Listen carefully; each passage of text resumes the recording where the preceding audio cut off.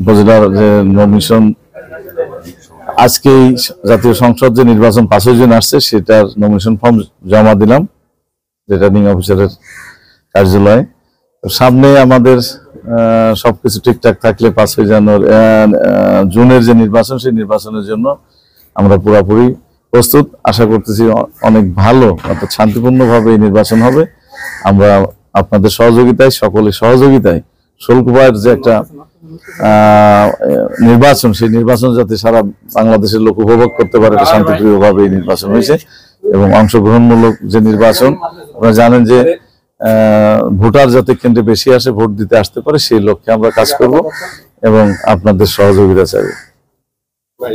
ভোটের ব্যাপারে আপনি কতটুকু আশাবাদী? আশাবাদী মানে জানেন জনগণ তো চাইছে বিধায় আমি কিন্তু নির্বাচনের জন্য আবারও প্রতিদ্বন্দ্বিতা করছি।